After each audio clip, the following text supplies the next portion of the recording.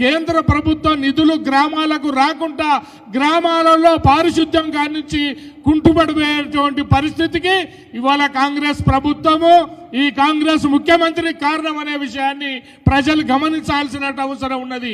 ఒకవేళ ఇదే పార్టీ పరంగిస్తే నువ్వు 2 ఏళ్ల కిందనే పెట్టాల్సిన అవసరం ఉండే కదా.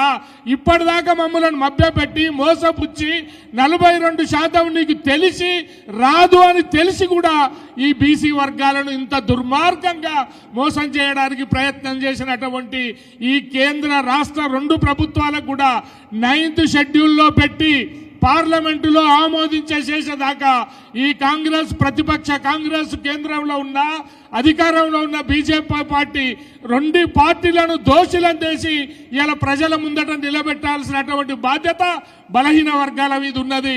ఇప్పటిదాకా పెద్దలు చెప్పినట్టు స్వాతంత్ర ఉద్యమంలో మహాత్మా గాంధీ కానీ తెలంగాణ ఉద్యమంలో కేసీఆర్ కానీ ఎంత ప్రశాంతంగా ఏది ఎక్కడ కూడా చీమకు కూడా హామీ జరగకుండా ఉద్యమాన్ని నడిపించిందో అదే రకంగా ఎన్ని ఏళ్ళన్నా కానీ ఎప్పటికైనా కానీ ఈ యొక్క అవకాశాన్ని 42%, 55% మనం ఉన్నా 42 కాడికే మనం అడిగినా ఈ 42% సాధించేదాకా మన అందరం కూడా నిద్రపోకుండా పోరాటం చేయాల్సిన అవసరం ఉన్నది. నేను ఒక్క మాట అడుగుతా ఉన్నా, ఇలా గ్రామాలలో కానీ ఎక్కడ కానీ ఏ కులస్తులైతే ఏ బీసీ మెజారిటీ గ్రామంలో ఉంటారో వాళ్ళు సర్పంచులు అవుతారు, ఎంపీటీసీలు అవుతారు, జడ్పీటీసీలు అవుతారు.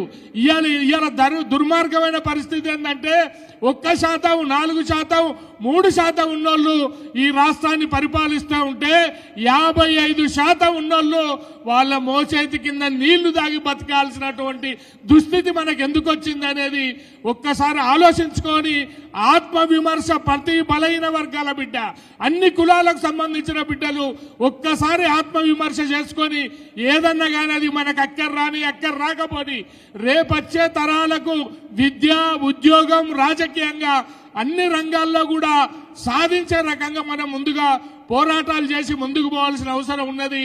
ఎవ్వరు కూడా ప్రేమన్న ఉండాలి, భయమన్న ఉండాలి. ప్రేమ ఉండటానికి మనోడేవాడు అక్కడ అధికారంలో లేడు, భయం ఉండటానికి మన అందరం కలిసి లేవనేటువంటి ఒక ఆలోచనలో వాళ్ళు ఉన్నారు. కాబట్టి ఇవాళ కులాలకు అతీతంగా అందరం బీసీలం అనేదే.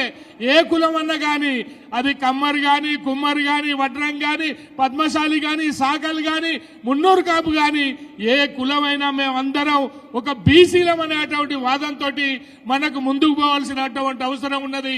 మేమెంతున్నామో మా వాటా అంత కావాలి అనేది పోరాటం చేయాల్సినటువంటి అవసరం ఉన్నదని ఈ సందర్భంగా తెలియజేస్తూ అందరూ కూడా స్వచ్ఛందంగా రేపు బంద్కు స్వచ్ఛందంగా పాల్గొని ఈ కేంద్ర రాష్ట్ర ప్రభుత్వాలకు 2టికి కూడా మన నిరసన తెలపాల్సినటువంటి బాధ్యత మన మీద ఉన్నదని చెప్పి తెలియజేసుకుంటూ ఈ అవకాశం ఇచ్చిన నిర్వాహకులకు కృతజ్ఞతలు చెప్తూ జై బీసీ.